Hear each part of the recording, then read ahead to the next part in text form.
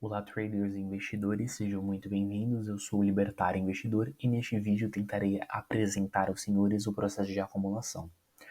Basicamente, como funciona o processo de acumulação? Primeiro, eu estou utilizando para a realização desse vídeo como base de referência o livro do Rubem Villahermosa, A Metodologia Wyckoff em Profundidade. É um livro que eu recomendo, é um livro ótimo, ok? Então, basicamente, o Wyckoff vai estruturar os processos de acumulação e distribuição de maneira bem aprofundada, em fases e pontos.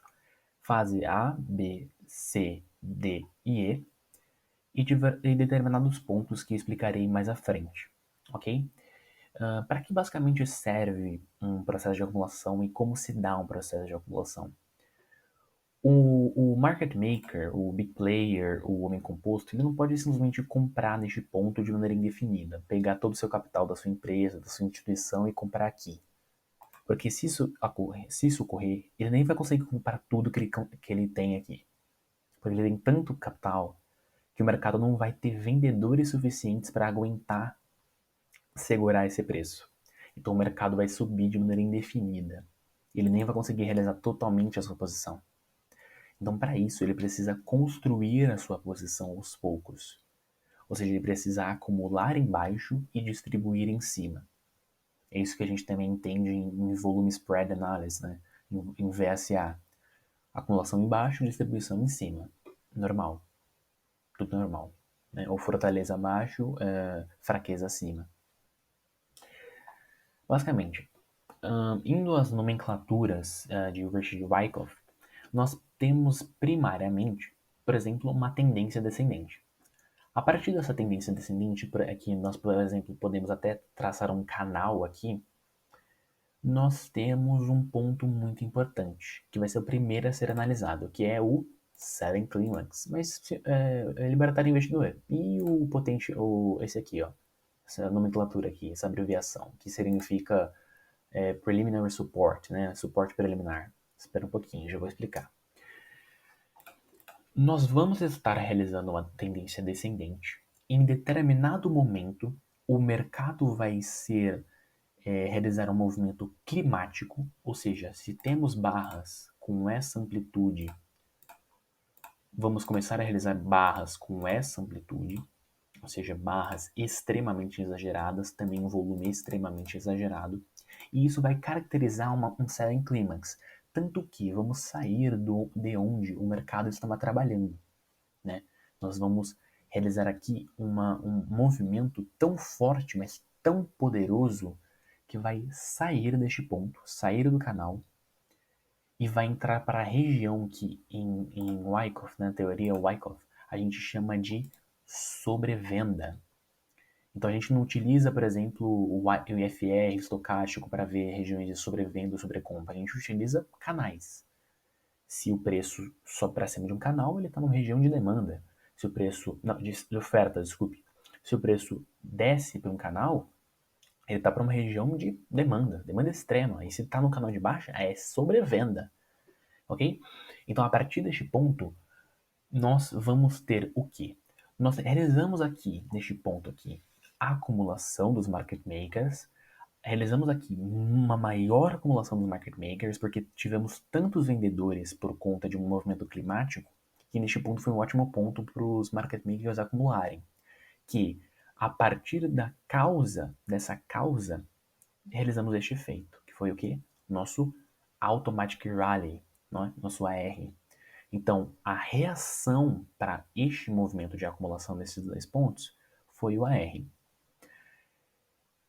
Todo esse movimento aqui, a partir do SD, ou seja, do nosso secundário teste, vai ser confirmado. Então, primeiro temos nosso preliminary support, ou seja, um ponto em que o mercado tenta parar, só que ele não consegue.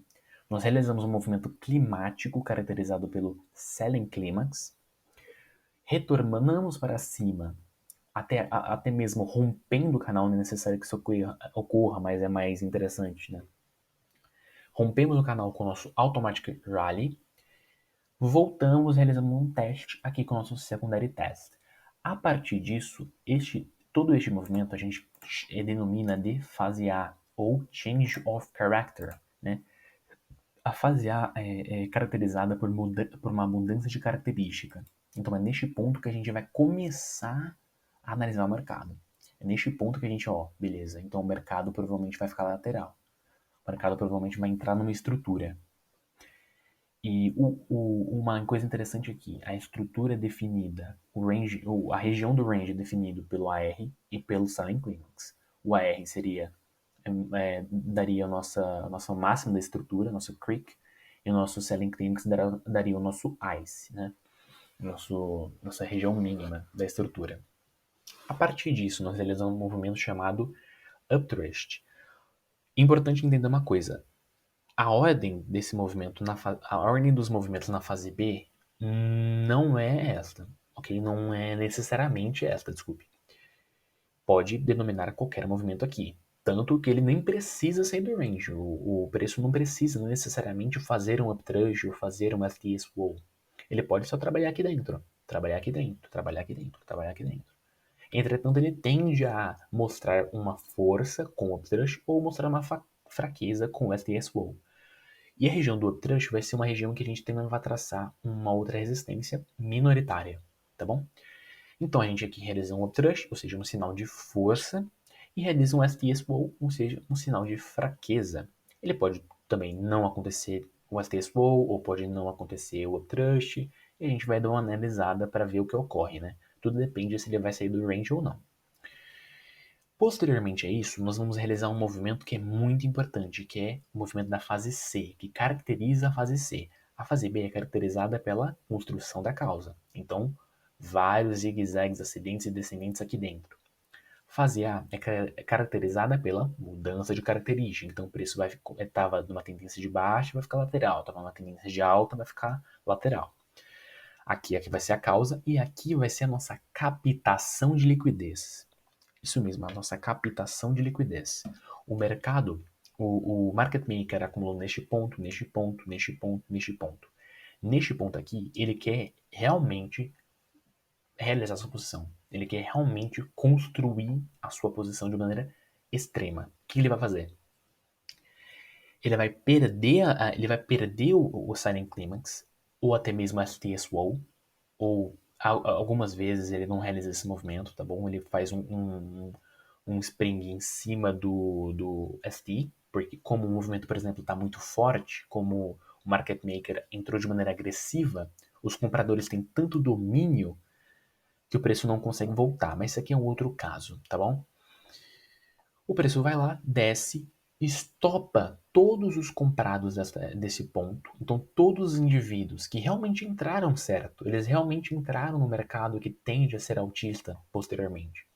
Entretanto, eles entraram cedo demais.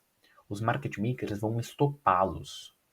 Para quê? Para captar liquidez, para comprar aqui. Então, enquanto um monte de gente vai estar vendendo aqui, enquanto um monte de gente vai ter sido estopada aqui, é lá que os market makers vão comprar. Então, aqui vai estar caracterizado pelo quê? Um alto volume. Não é algo necessário, mas algo interessante para ser analisado, né? Poxa, um spring sem alto volume, geralmente a gente vai entender como STS Flow.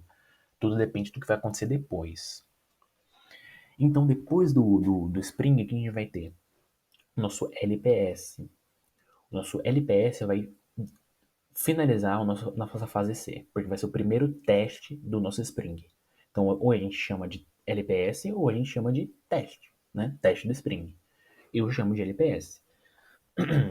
A partir disso, nós vamos começar a fazer a fase D, que é caracterizada pela tendência dentro do range. Então, dentro do AR, entre o AR e o Line Climax, a gente já vai começar a fazer uma tendência, né, dentro do range. Então, se o preço vai subir, nós realizaremos já a nossa tendência ascendente dentro do range, caracterizada por LPS, que são Last Point of Support. E eu acho que eu não expliquei isso aqui. SDSWOW é basicamente tipo um teste. SWOW significa Sign of Weakness, né? Sinal de fraqueza. E ST é basicamente Secondary Test. Então, um Secondary Test como sinal de fraqueza. Posteriormente a isso, então, nós tivemos last point of support, último ponto de suporte, último ponto de suporte, último ponto de suporte, e aqui um sign of strength, ou sinal de força. Então, nós finalmente rompemos o range, realizamos aqui um recuo, então nós confirmamos essa ruptura, então essa ruptura realmente foi efetiva. Então, realizamos aqui nosso black. O nosso black é o backup to the edge of the creek. Né? Então, a ruptura do creek retorna ele, então uma confirmação. E a partir daqui, nós vamos ter nossa fase E. A fase E é caracterizada pela tendência fora do range. Então, aqui já vamos começar a fazer nossos zigue-zagues ascendentes fora do range. Então, é basicamente assim que se estrutura uma estrutura. Nossa, perdão, fui muito redundante. Mas é basicamente isso um processo de acumulação. Obviamente, nós temos outros tipos, né? Temos processo de acumulação em que o Spring é só no ST, então o preço vem aqui embaixo do ST e faz um Spring e já começa a subir. Então ele nem mesmo faz um ST slow, ele não faz um SP aqui embaixo. Isso é possível, isso é provável. O mercado ele é soberano, ele pode realizar tudo que ele quiser. Ok? Então vamos aqui para um exemplo real de uma acumulação. Aqui nós temos esse exemplo aqui, que foi no Bitcoin USD, né? Eu realizei a entrada, né? Minha entrada foi neste ponto aqui, já vou explicar para vocês por quê. Primeiro, nós realizamos uma acumulação extrema no nosso preliminary support. Nós estávamos aqui primeiro numa tendência descendente, né? Realizamos uma forte acumulação nesse ponto. Posteriormente, realizamos um movimento climático. Lembre-se, movimento climático caracterizado por barras enormes, candles enormes, velas enormes e volume também muito elevado. Aí você pode até dizer, nossa, mas esse volume é muito menor que esse aqui. Os market makers podem muito bem acumular neste ponto e nesse ponto também. Não é algo indefinido, não é algo certo, né? Nós estamos aqui realizando uma análise discricionária, uma análise contextual, não é algo estatístico, não é algo pontual. O mercado não se move através de lógica imutável. Então, realizamos nosso Silent Climax, realizamos então o nosso efeito dessa causa, né? Então, o Automatic Rally, realizamos um teste e a partir daqui terminamos a nossa fase A. Então, nós já realizamos uma mudança de característica. Então, nós voltamos a subir o preço, realizamos então um upthrust action, ou seja, um upthrust acima ou seja, o preço se move acima do creek, realizamos um upthrust, voltamos para o range, realizamos um outro upthrust acima do anterior. Isso aqui é um extremo sinal de fortaleza, né? Um extremo sinal de força, na verdade, perdão. Tanto que aqui temos uma distribuição, ok? Eu não vou aqui me aprofundar nisso, mas aqui dentro nós temos provavelmente uma distribuição. E o efeito dessa distribuição é esse rally descendente, essa reação aqui. Então, realizamos aqui um STS Roll, ou seja, um sinal de fraqueza. Posteriormente, perdemos o fundo do STS Roll, realizamos então um Spring, né? O nosso SP, um Spring, ou até mesmo um checkout. Alguns denominam isso aqui como checkout, mas para mim, para o Vermosa, um checkout é só denominado se tiver um volume muito elevado, como por exemplo esse ponto, ou mesmo esse ponto aqui, isso aqui a gente poderia chamar de checkout se acontecesse aqui. Então, nós realizamos o nosso primeiro LPS. Neste ponto, eu já realizo a minha entrada. Por quê? Porque se basicamente eu entendo isso como uma estrutura de acumulação, eu entendo isso aqui como uma estrutura de acumulação, esse é o ponto mais baixo do range. Se perder este ponto aqui, provavelmente a gente vai voltar para testar aqui. Então, não teve um problema. Eu entrei no ponto certo. O que ocorre foi que o mercado realmente não seguiu a análise, mas na maioria das vezes vai. Então, neste ponto, realizamos um sinal de força menor, tá? Eu não vou adentrar nisso aqui, porque é uma coisa mais avançada. Realizamos mais um sinal de força, ou seja, um outro upthrust, né? Então, já vamos definindo aqui resistências minoritárias. Então, um LPS, né, um Last Point of Support. Uma coisa interessante, como ele está com um tempinho a mais, uma coisa interessante aqui. Aqui a gente pode entender isso aqui também como spring, tá bom? Por quê? Por que libertar investidor isso a gente pode entender como spring? Porque um spring desse movimento aqui. Isso aqui a gente já poderia considerar como last point of support. Só que o preço perdeu este ponto. Com o quê? Com uma barra climática e com volume muito elevado. Eu diria que ultra elevado. Ou seja, isso aqui é um LPS, mas também pode ser considerado como um minor spring. Tá bom? Não vou entrar muito nisso, mas fiquem atentos a esse ponto. Então aqui o mercado captou ainda mais liquidez. Ele topou vários comprados que compraram provavelmente aqui, aqui, aqui. Como meu stop estava aqui, eu não fui estopado, ainda bem, mas isso aqui foi um ponto de captação de liquidez dos market makers, do homem composto. Então aqui nesse ponto realizamos um outro LPS, aqui mais um minor signal strength, né? Mais um sinal de força menor. Aqui realizamos a ruptura do range, voltamos a testar, realizamos mais um movimento ascendente, testamos realmente no creek, então realizamos nosso back, né? Nosso backup to the edge of the creek. Então realizamos então a nossa tendência ascendente fora do range. Então aqui, então vamos lá, recapitulando, fase A, como é? Deixa eu pegar aqui, ó.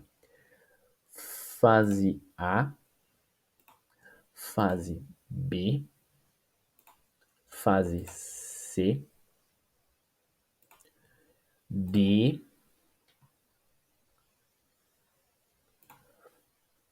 Você pode entender que isso aqui também faz parte da fase B, tá? Você pode até pensar que isso aqui é um outro STS Wall. Eu tenho várias interpretações, tá bom? Mas isso aqui é um outro STS Wall porque tem um volume pequeno. E na verdade, aqui a gente realizou um uptrush e aqui foi o Spring. Aqui realmente foi o Spring. Mas essa leitura não faz tanta diferença. O que importa é o contexto, tá bom? Não é importante você ficar realizando assim nomenclatura por nomenclatura de maneira totalmente correta, engessada. O mercado não é engessado, o mercado é fluido, então não se prendam a isso. A partir daqui, nós realizamos então nosso teste, então nossa tendência fora do range posteriormente a isso, né? E só para deixar claro aqui, meu ponto de saída foi nesse ponto aqui, ó. Peraí,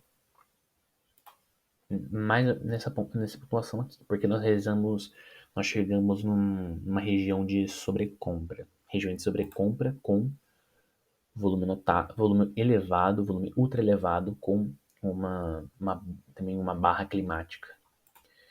Então é isso, senhores. Espero que os senhores tenham gostado do vídeo. Sei que o vídeo ficou um pouco longo demais aí, mas tem um trabalho para ser feito, né? Espero que os senhores tenham gostado, que os senhores curtam, comentem, compartilhem o vídeo, mandem link aí no TradingView. Eu não sou muito de fazer vídeos aqui para o TradingView, também nem muitas análises. Entretanto, eu vou tentar começar a fazer análise aí para o TradingView de maneira recorrente. Pode ser que eu também faça um canal no YouTube. Eu não tenho muita certeza disso, entretanto pode acontecer. Espero que os senhores fiquem bem. Então, muito obrigado pela atenção e até uma próxima. Vamos lá.